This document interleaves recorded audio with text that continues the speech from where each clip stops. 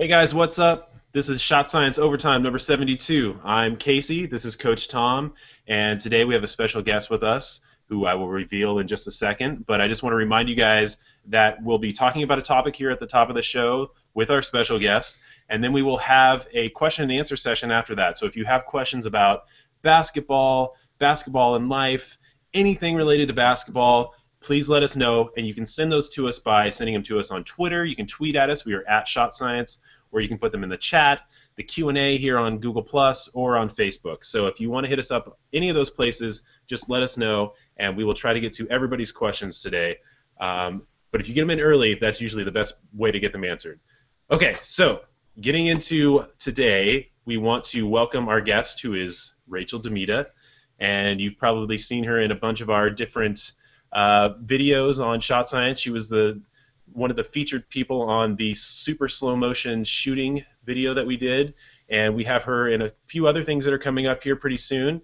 And you can also catch Rachel on her show that she has on the Whistle right now, which is called Swag List, and she talks about kind of the crazy outfits. I think they're crazy that the NBA players wear.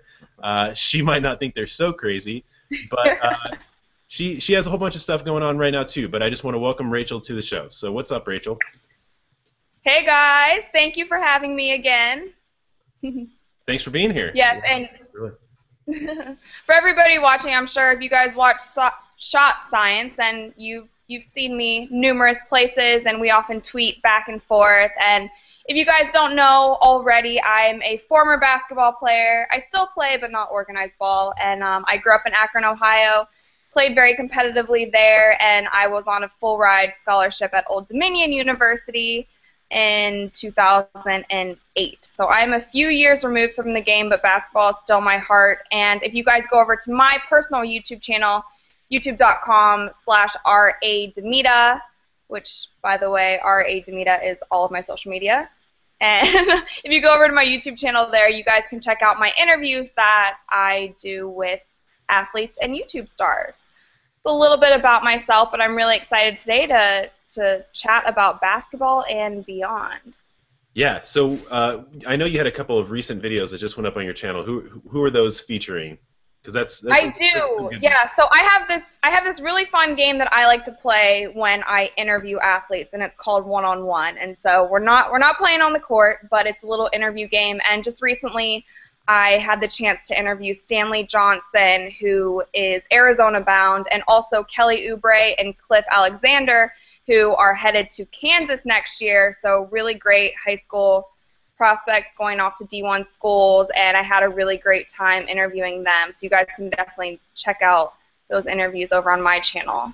Yeah, and it's cool because it's not like your traditional question and answers. It's kind of your own special approach to asking questions, which is cool.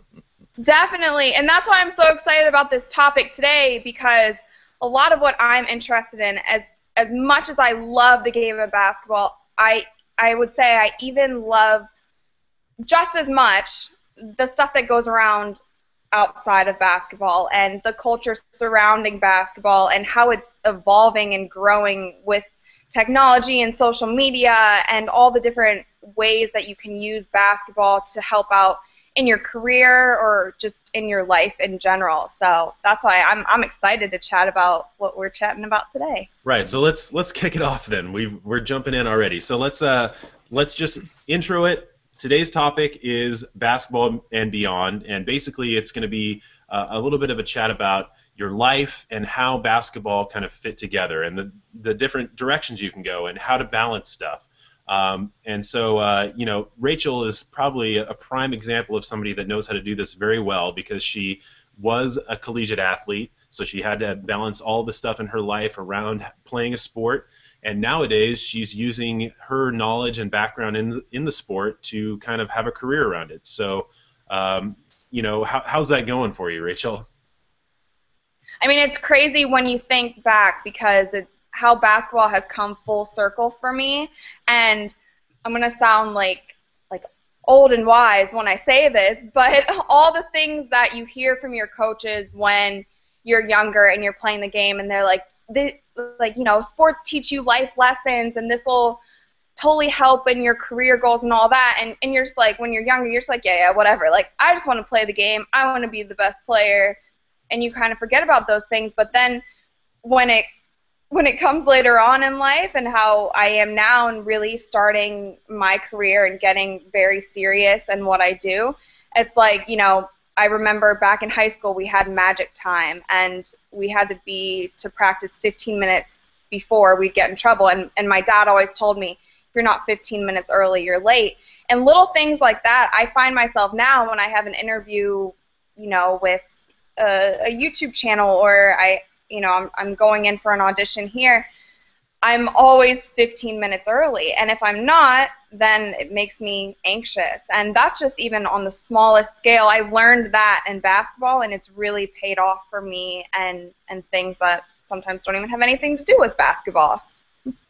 Yeah, and you know, I think one of the really great things about sports is that it teaches you how to be competitive, but at the same time also have a level of sportsmanship and kind of go about the competitive process the right way, so that you're not kind of alienating people. You're helping build relationships. It's almost like an extended teamwork kind of approach to life and stuff like that. So you can definitely apply that to your life after you're done playing sports. Yeah, that's very true.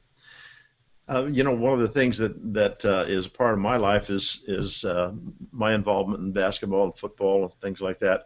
And there's 2 or 3 people that have been a part of my life and still are for the last 6 decades.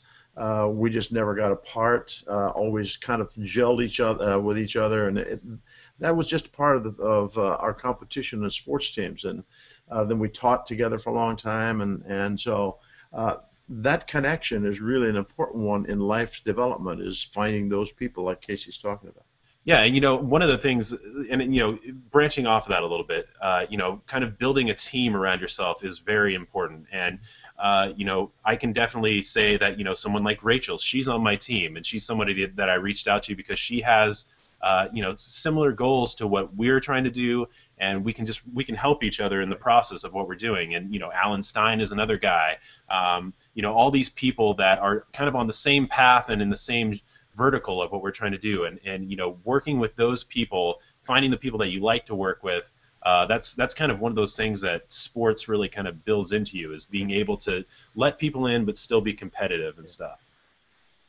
What do you think? Yeah, I definitely agree with that. And you learn more and more. Like, if you have, I'm sure that all the basketball players watching right now have someone on their team, or maybe you've even, been this person yourself. You are jealous of somebody else, or someone is jealous of you, and then when you get on the court, it kind of shows. And I think that it may happen a little bit more in the girls than it does with the guys. I'm not sure, just because we're catty sometimes, but I'm sure that you guys have felt that. You get on the court, and if you don't like somebody or you're jealous of somebody, then you may not want to pass them the ball or something like that. And it's hard sometimes when you are being competitive within your own team to really come together and be like, look, this is the one goal. But if you've been on a winning team and you guys can all overcome that, and even if you're not the best player, like, I've definitely been on teams where I'm not the best player, but if I see my teammate having 20 points and we're winning, then let's get her the ball, And that's kind of the same thing when you're building your career, or if you're doing something in academics, even if you're on, during the school project together. That's something that you learn, and you have to work. You have to work within yourself and within the people that you're working with. So if I feel myself getting a little bit jealous, and I've felt this before, I will totally admit that I felt jealousy before with people that I work with if I see them doing well. But to really come back into yourself and be like, you know what, they're doing really well. Why don't I push myself to be more like them and to start doing that really well? That you can use that competitiveness to try to be as good as them or get to their level, and then at the same time realize that what you guys are doing is building your team.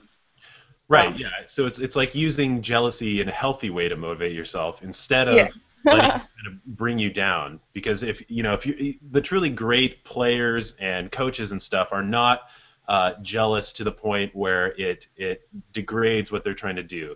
They might use jealousy as a way to motivate themselves to take it to the next level. Oh, I got to be there 15 minutes early, or oh, I got to get in 100 more shots. They learn to outdo instead of feel sorry for themselves. Yeah, that's really the truth, Rachel, what you're saying about players oftentimes being jealous of one another, and oftentimes they don't verbalize that among the team, which you wouldn't want to because it'd probably be a little embarrassing. But I hear a lot of students and parents that are involved with the students too, who come and they have these little chippy things they want to say about other people on their team, and we usually have a real short little discussion about, hey, that's not really important. They are themselves, and you are you, and you just have to get done what you need to get done and forget all that stuff. Right. Okay, so let's talk about balance a little bit. All right. How do you balance all of these different things, like going to school and playing basketball and having friends and family and all that? How do you do that? I will start out by saying it is not easy. And anybody who says balancing sports at a very high level with the rest of your life is easy, I want to know them because they are probably Superman or Superwoman. But I think that balance is very important. And even going back and thinking back to my college days and whatnot, sometimes I wish I would have balanced a little bit better. And for example, in high school, I really had a goal of playing Division I. And I wanted to go to a big school, and I wanted a full ride scholarship, and I wanted to go Division I, and that was my main goal and concern. And I will tell you that there was a lot of times that I couldn't go out on the weekends and hang out with my friends, and if there were people, drinking in high school, which is very common. It's not right, but it's very common. Like, I couldn't even be in situations where that was going on, even if I chose not to do that, because you're guilty by association. If you get caught, your scholarship is gone. And on the weekends, I was often traveling for AAU or for this tournament, and those are things that I look back and it's like, wow, I'm so blessed to have been able to do all of those things and to be on such a great team and travel to these different places and meet these different people. But at the same time, there was also days that, in high school, for example, I would wake up at 5 a.m. and I would work out before I went to school. And then during school, I took a lifting class during school, and I would lift for an hour and work with my trainer for an hour during school. Then after school, I'd go to high school practice. And then oftentimes, if probably once or twice a week, I had a personal shooting coach, and I would put in an extra hour or two with them. So there were some days that I was working out 4 hours a day.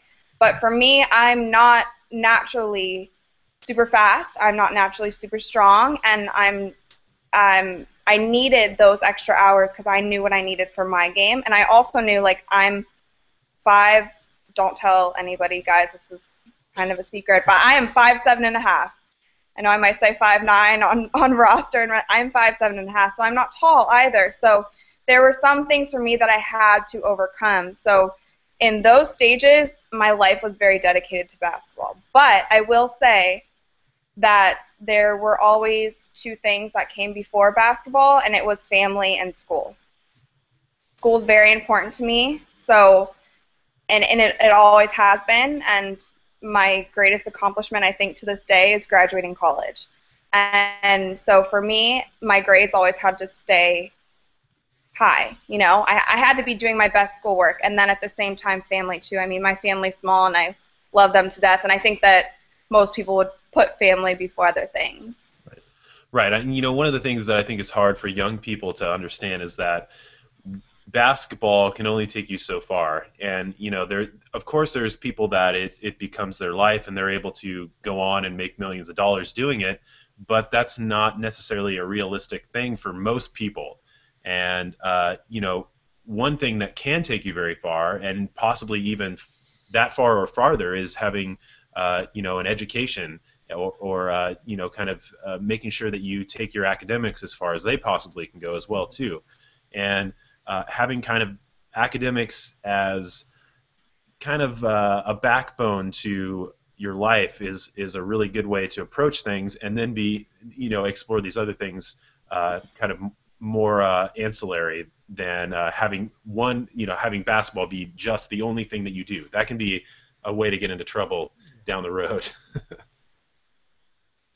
I totally agree with that, and I first want to say that if your goals are to play professionally and to play WNBA, NBA, then don't let anybody tell you that you can't. Because there were definitely people who told me, you're 5'7", you're not that fast, you can't jump that high, you have great skills, but there's no way that you'll play a top Division I school. There's just no way. Just look at you. And, and I did.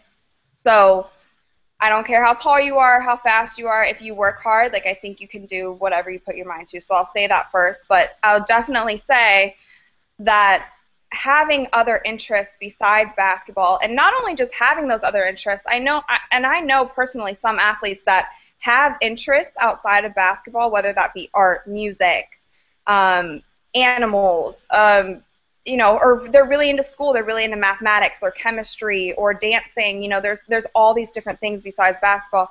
I know that there are some athletes who do have those interests, but almost in a sense are a little timid or a little scared to showcase them or to work on them because they're only profiled as an athlete. And what I think would be really cool is if it was okay for athletes to also be interested in other things. And I'll give some examples of NBA athletes that I adore because of this. One is Damian Lillard. I think it's incredible and really fun that he does his 4-bar Friday. He does his rapping every Friday, and he's made this whole movement out of it. There's also Russell Westbrook, who is totally into fashion and is now sitting front row at all of these fashion shows, which I think is totally cool. People know him for that.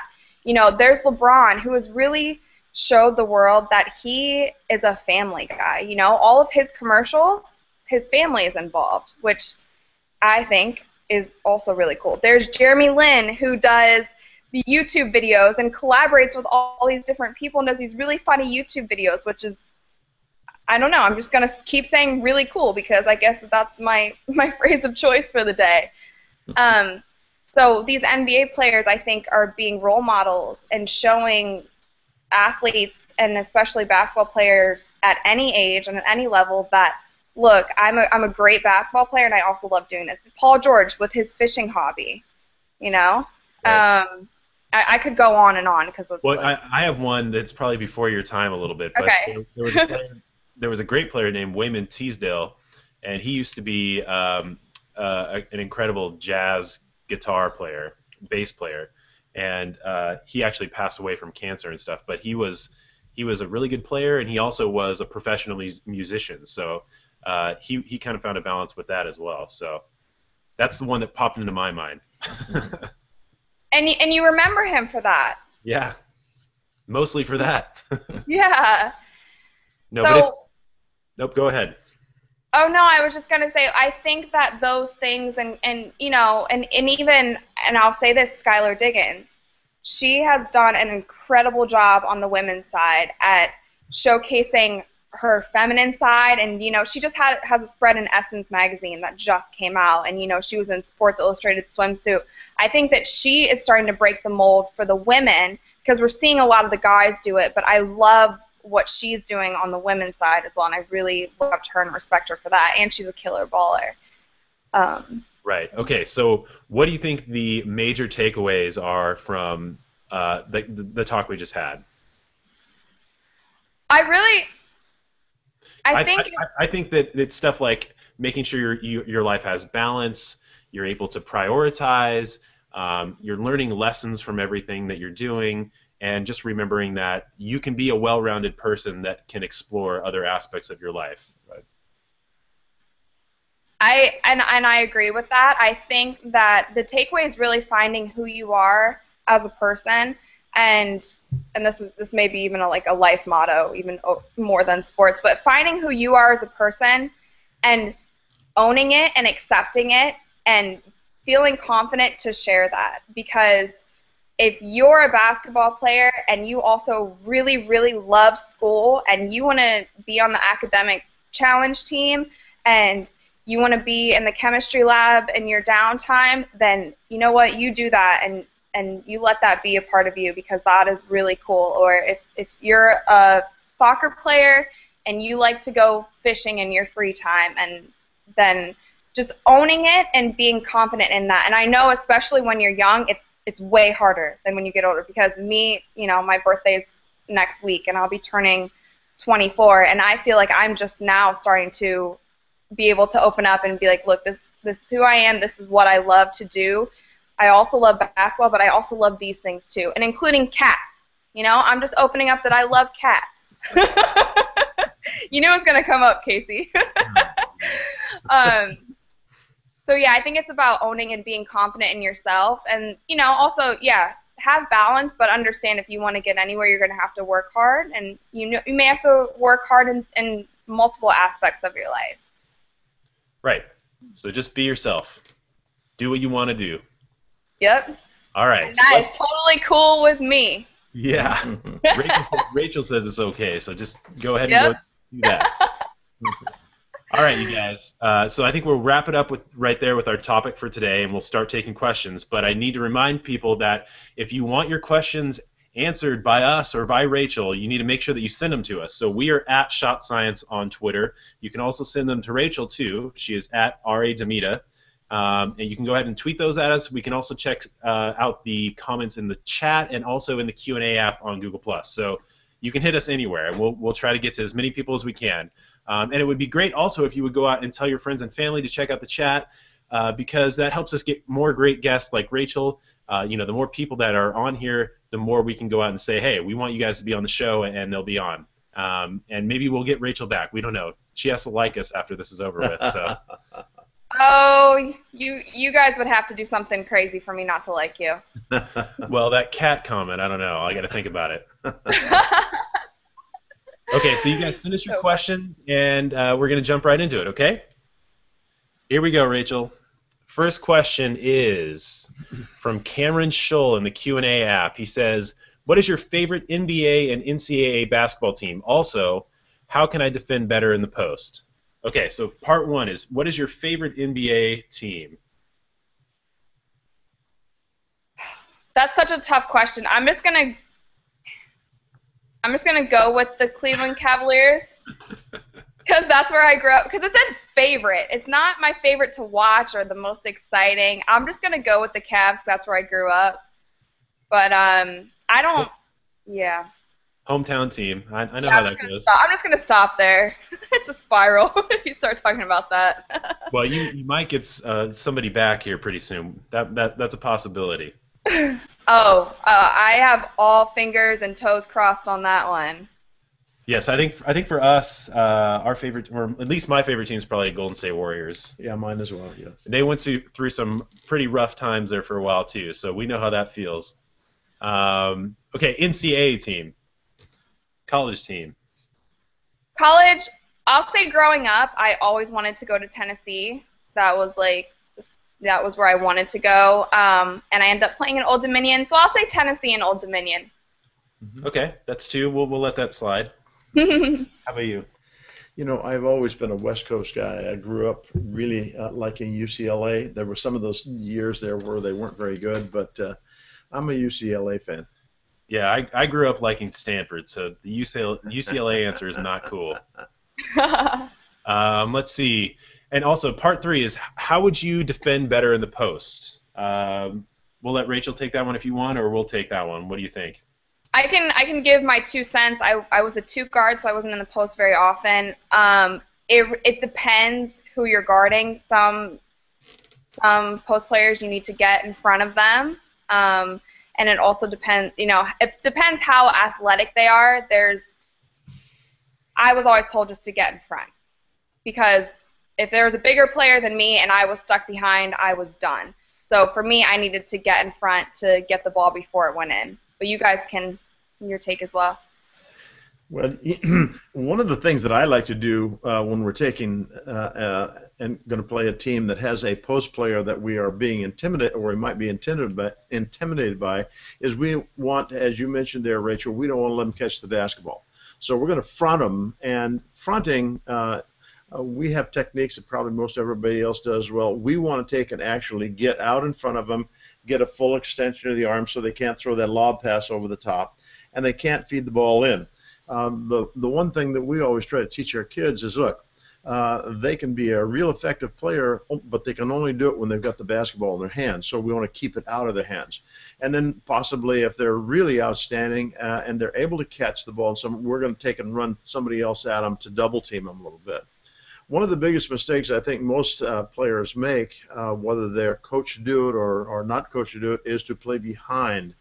We will oftentimes have our guys take and play behind as a defender when that person is not very effective with the basketball when they catch it. If they can't turn and get to the basket and be effective, then we don't really fret it too much. We'll take and play them a little bit more to the side or behind them. Actually, we very seldom ever play directly behind. We want to take a side. One of the things that we want to do, too, is that when we're going to go from one side, the ball begins to swing from one side or the other, we want to take and make sure that we are taking and working across them so that we're always able to protect the baseline on that side if a wing should drive. We want to be able to get out and cut that off and double team that as well. Never give up the baseline. You know what's really funny on that, Rachel? I taught that for 1,000 years, or close to it anyway, and that whole thinking is really changing so much.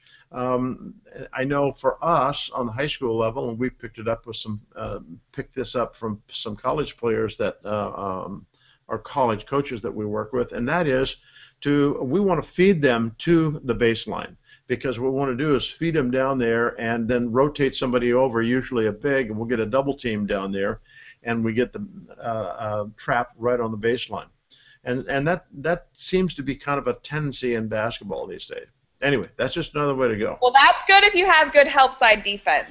Yep, gotta have it. Yeah, that's what I was going to say, is that a lot of it is like if you're going to commit and go over the top and try to deny the ball, you need to make sure that your teammate knows what the heck they're doing, and they're going to be there to rotate over and help you if they try to lob it over. Exactly right.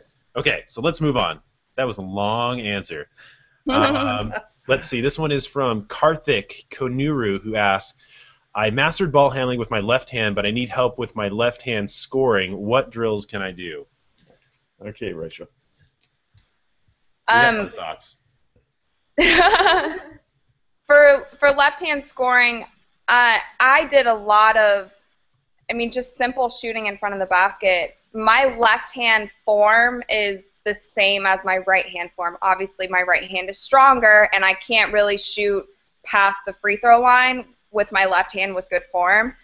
But it's about doing all those bunny shots, and this is how I do it. And just practicing close to the basket to make sure that your form on your left side is the same as it is on your right, because ideally, unless you're an NBA player, and I don't even know NBA players that do this. If you're not gonna have long range in your offhand. It's gonna be for shots around the basket, or if you're going up and driving in and you see the defense shift while you're in air, then you can take the ball from the right to your left. But you're not gonna be shooting threes with your left hand. Right. Right. Yeah, we're totally with you on that.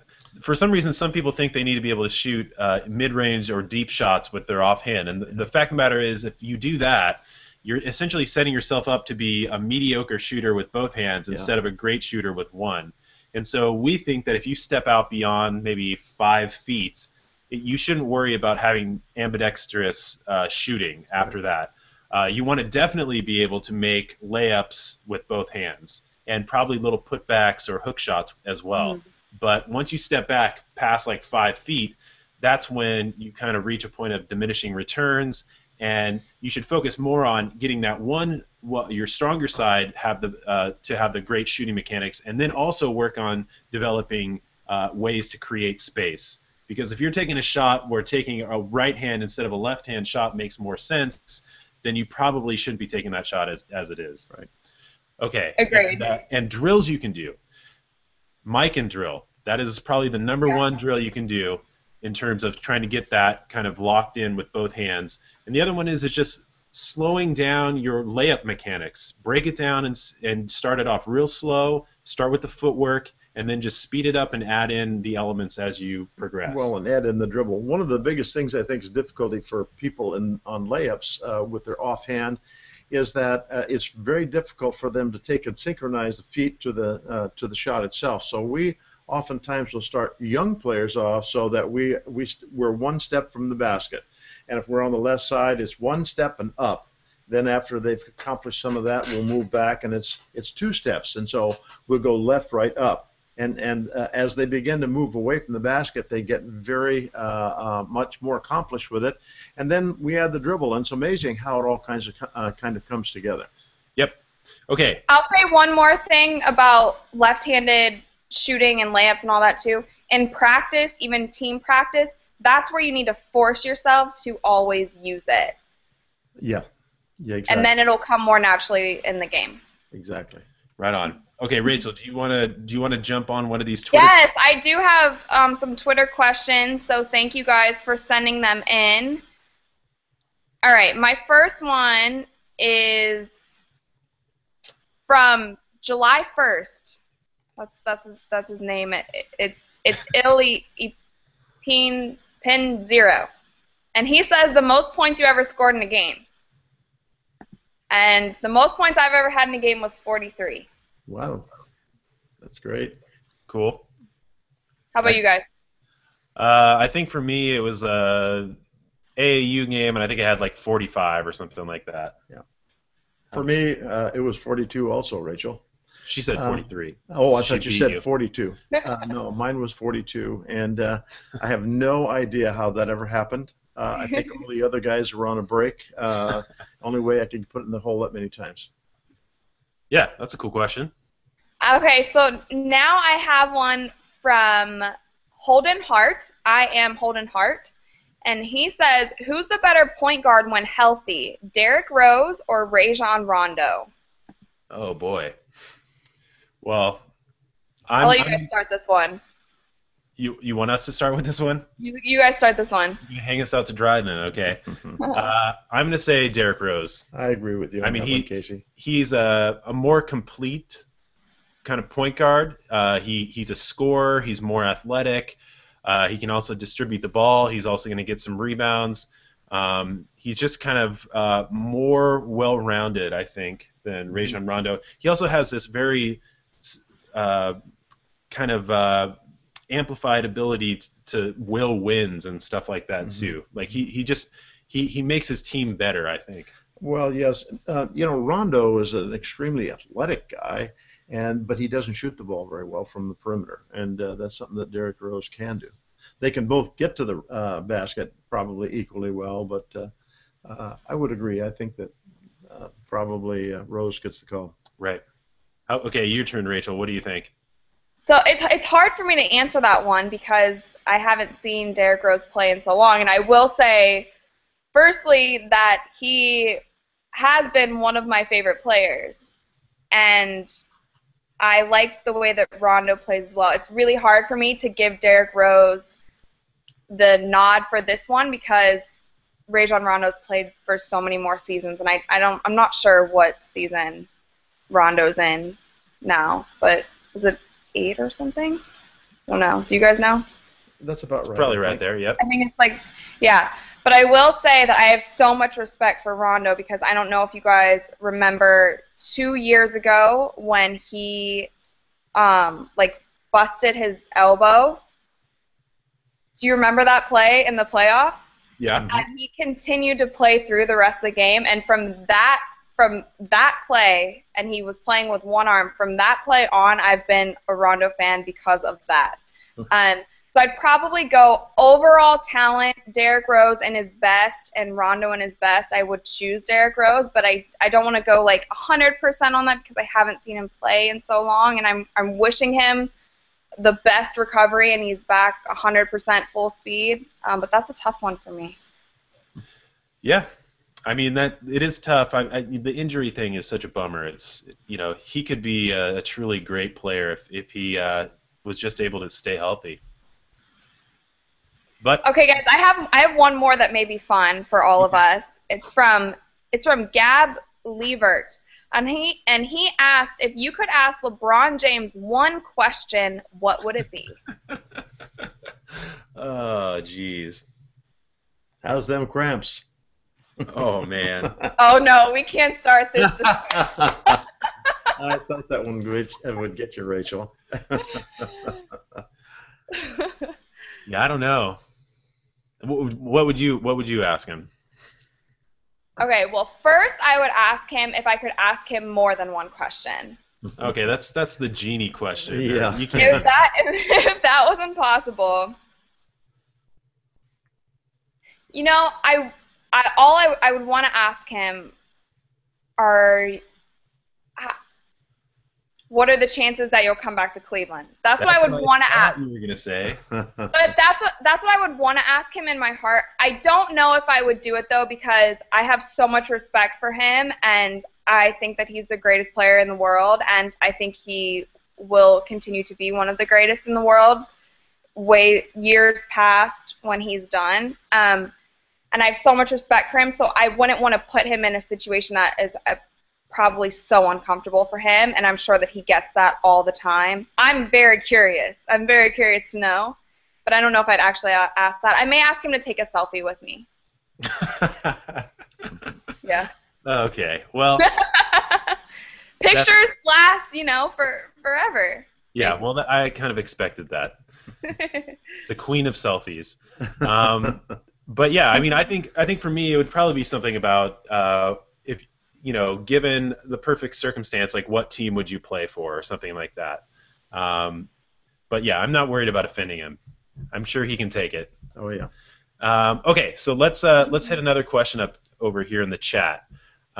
This is from Sam Chivas, who says, best move to get past the defender on a fast break. What do you think about that one? On a fast break? On a fast break.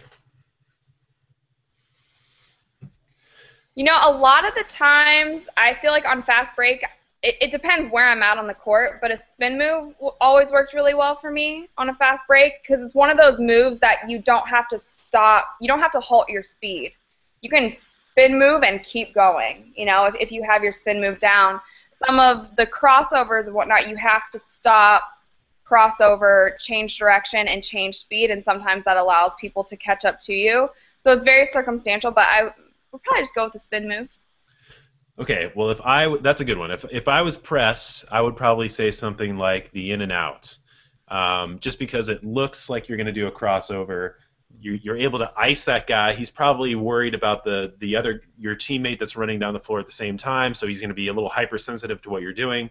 Give him a little in and out dribble, and it's kind of all over for him, because now he's off balance and you've got the upper hand. Well, I kind of take and lean toward the hesitation move. I think that if you can attack them really hard toward the basket and then make it appear that you're going to stop, pull up, and shoot it, but then that hesitation allows you to take and get right onto the basket. I like that one myself. Okay, here's one that you'll probably laugh at. This is from Max Shu in the chat. He says, do you think Kobe will win his 6th ring? Aww. I know. Oh, I was wrong. You're gonna cry a little bit about it. No, I mean, I think Kobe's an incredible player, and seeing him play live is mind-blowing. And seeing him play live off the ball is mind-blowing, more so even when he has the ball, because he's just genius. He's a genius basketball player.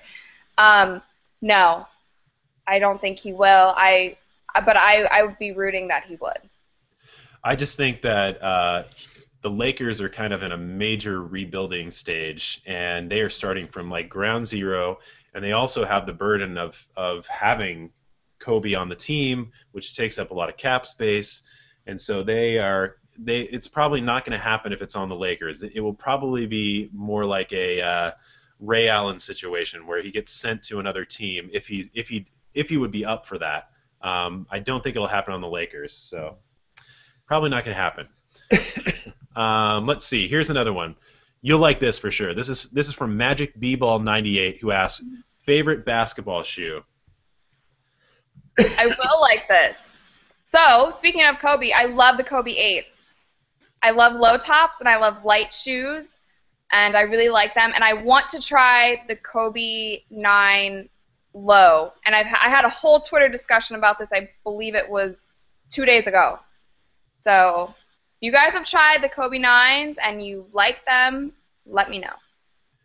Yeah, I think those are nice ones. I like the KDs too. I think those are nice too. So, I don't know. Do you have a favorite shoe? Is it the old Chuck Taylors? The old Chuck Taylors, boy, the old standby. Let's see. This one is from Rayshon Boy in the chat, who says, "How do you develop a killer instinct when playing?" I'll approach this 2 different ways. I think it really depends on how much you really want it. You know, some people play the game of basketball because they want to have fun.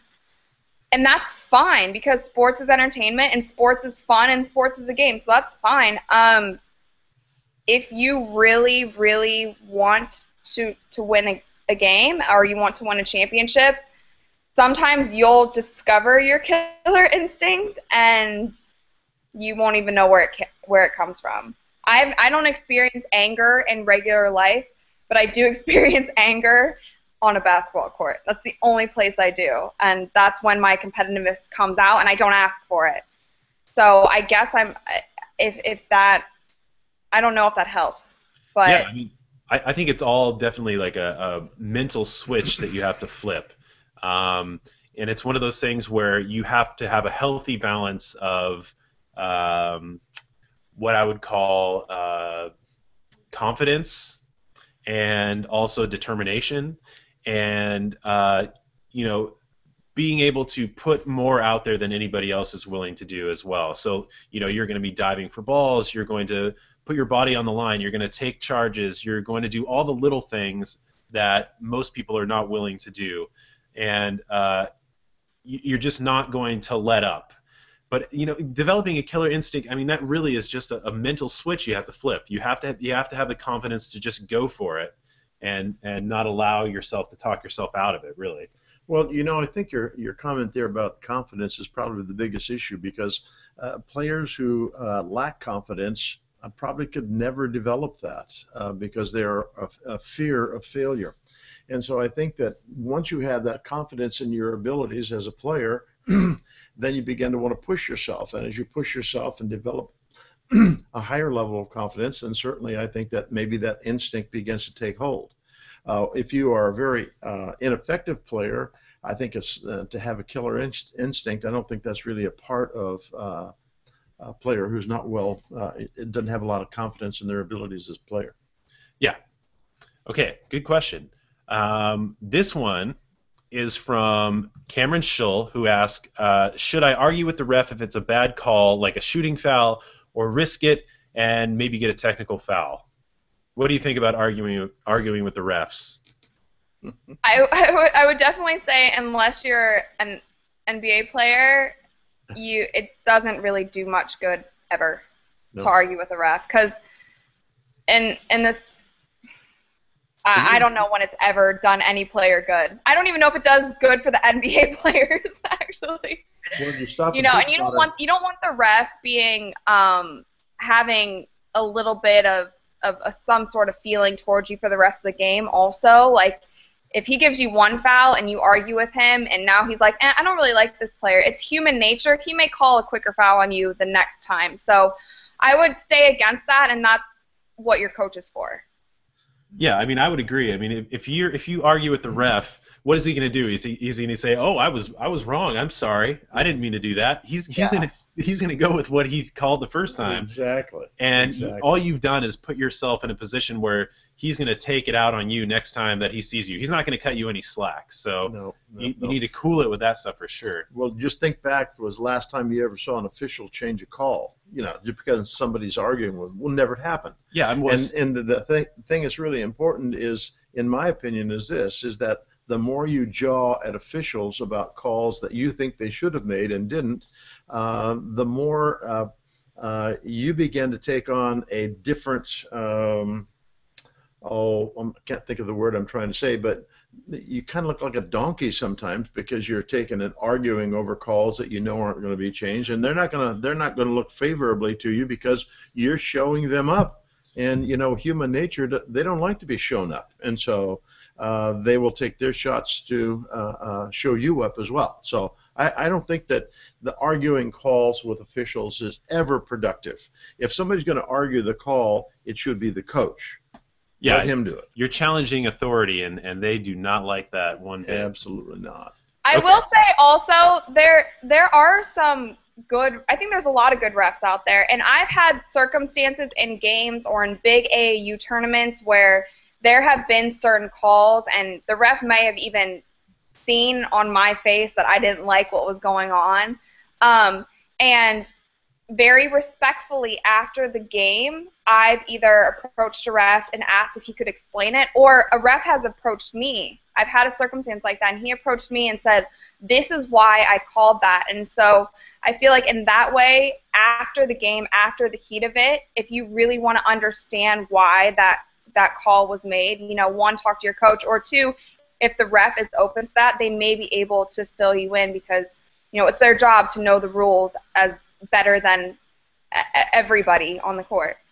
Yeah, well, I think it's fine as you can talk to them about calls and stuff like that, but as long as you don't come in and challenge them, and you're not doing it in front of people where it's going to look like you're kind of coming after their authority, I think that's totally fine, because you're coming at them kind of more inquisitively than kind of confrontationally. So. Well, and you oftentimes will see in games where there's a player who will take and walk up next to an official, and you can see that they're discussing maybe the call. I think that's a much more logical way to do it rather than to get into a situation where you're just really challenging the official in his call. And just on the other side of that, I can remember years ago as a coach, we had a local guy who I felt was an outstanding ref, and he was never allowed anything to be personal, which I think too few officials really do. Yeah, but I can understand why, because you got people there and they're saying things to you and that sort of thing. But this guy would come by the bench, Coach, I'm sorry, I missed that. I'll keep my eyes open for the next one. What are you going to say to that as a coach? Or for that matter, what are you going to say that to a player? Right. Okay, we'll wrap that one up. Don't argue with refs. Okay, this one is from Anthony Michael Jordan Cavelli, who asks, if you could play with one player in NBA history, who would it be? You want me to start? Yeah. I would play with LeBron. Okay. Of course I would. I've been watching him play since he was 14, and I still have never met the guy. Come on now. Well, you've got to make that happen, Rachel. It's gonna happen. It'll happen. It's just a matter of time. How about you guys? What do you think? You know, just kind of running back through my mind, and I mentioned some of the older players. I really liked Bill Russell. I thought Bill Russell was awesome. He was a California, played here in California, and when I was a young guy, and that was always just, he was a real hero for me. Yeah, I would say that if I could meet somebody, it would be Bill Russell. But if it was to play against somebody or play with somebody, it would be Clyde Drexler, because he was my favorite player growing up. He was kind of like the anti-Michael Jordan, but he's definitely one of the greatest of all time, but kind of played in the shadow of Michael Jordan. But yeah, that's my pick. I will say that question is so hard, because I could think of so many players that I've just, for different reasons, for shooting ability, for dribbling ability, for, you know, just their personality. There's so many players that it's, you know, that's a tough one, but obviously. Yeah. So Rachel, do you have one or two other Twitter questions you maybe want to ask? I do. I would love to say them. So Marina Mojo7171 asks, do you watch the WNBA or a fan of Skylar Diggins? And I will say that I made a promise or a pact to myself that I'm going to really try to watch more WNBA games this year in the summer, because I'm really rooting for the WNBA, and you know, I mean, the facts show it does not do as well as the NBA, but there's so many talented female women's basketball players that I don't think get as much hype, as much eyeballs, as much fans, as much, social media, whatever, as they should. So I want to add to that and, start watching more. And yes, I think Skylar Diggins is incredible, not only for what she does on the court, but what she does off the court. And I really think that she's being a very good role model for all women athletes. Right. I mean, I think a lot of people underestimate the women's league in the fact that they are actually probably better skill-wise than most of the guys are. The guys get away with so much of their athleticism that they don't have to work so hard on their skills as the women do. I mean, the women, some of them are some of the best shooters are in the women league, right, for sure. Right. I think for us, like, I probably would watch more if it was on TV more. But I like to watch the women's NCAA teams play. Right. I think there's some great basketball that goes on there. Right. And like the Schimmel sisters, they were really great to watch this year. But yeah, I mean, I think everybody could do better if they watched a little bit more of the WNBA. I mean, why not? If you want to see fundamental basketball, Yep. then that you're going to find better fundamental basketball in the women's. And the funny thing, yeah, and the funny thing is that a lot of people underestimate the women. They think that they could go out and they could play against them. I can tell you that they would trounce you. It would be ugly. People always ask me, Rachel, why don't you play in the WNBA? Because I am not good enough. Those women are really, really good. So I totally agree with you guys on that. Yeah. I have another question, and it is from... Lay it on us. Well, I'll throw this one out there. Jason Daniel, I'm so sorry, I'm bad at pronouncing these last names. It's at JasonDan5. And he says, what would you say is your biggest strength as a player? Casey, Biggest you can strength start. as a player. Well, I would say probably shooting. It better be, right? Probably shooting. I mean, I think there's other aspects that I'm pretty good at too, but I think shooting is probably the number one. For me, it was defense. I could never really shoot the ball very well when I was a young guy, and one of the reasons I got involved in shooting was getting into coaching and figuring I got to figure this out, and so kind of made that kind of a lifetime choice for myself, and so I would say defense with me. Rachel, what is it? I think when I was playing organized ball, my biggest strength was my work ethic and toughness, however those mold together. I think even more so than my skill, because I needed more of that to become what I was. And then shooting was a close second, because that's why I got my scholarship, because I could shoot. Rachel's reigning. All right. I'm in my living room, just nothing but net. Nice. Okay, let's take 2 more questions here. Let me throw one at you. This one is from Allie B, who is at LEBAHCACI on Twitter, and they ask any pregame rituals or certain genre of music that gets you pumped for basketball. When I played basketball, this is hilarious. So, one, I used to listen to T.I. T.I. was my favorite rapper to get hyped to. And 2, I used to either eat a Snickers or a Reese's Fast Break before every game. Like a big candy bar. I'm not recommending this, but it worked for me. Yeah, that was my pregame. Cool. I think for me, I'm not super superstitious or anything like that, but I would usually put on like my left shoe first for some reason. I don't know why, but I just started doing that. And in terms of music, I didn't really care, but we usually always ran out to AC/DC Thunderstruck, which I think a lot of teams probably still do. But yeah, I don't know. I don't think it's good. I don't really like getting into all this superstitious stuff, because I think like if something goes wrong with it, then you're in trouble and you've kind of sabotaged yourself in the game. Do you have any? Or it's been so many years ago, I don't recall. But it certainly wasn't music, because we didn't have the ability to do that like you guys have today. Oh, you just dated yourself big time there. Oh, yeah. Okay, one more question. Do you want us to answer the basket, or do you want to jump in? You guys can go ahead. Okay, well, let's see. This one is from Anthony P, who is at I Can Layup on Twitter. That's a good one. He says, what do you think the Heat has to do to win 4 games against the Spurs? That's a tough one, but I have some thoughts. I'll let you start, because I'm going to counter your thoughts. I'm going to hear what you have to say. I think they have to figure out a way to stop the supporting cast of the Spurs. So people like Boris Diaw, Thiago Splitter, Kawhi Leonard, those guys are what makes it difficult for them to slow down the big three. Because if those guys are starting to go off, they're just as fine passing it off to Tim Duncan or Tony Parker than taking their own shot. And they are so well versed in just team play and ball reversal and looking for the open man with the better opportunity that they have to learn to shut down those guys. Otherwise, it's going to be just a real hard time for them, I think.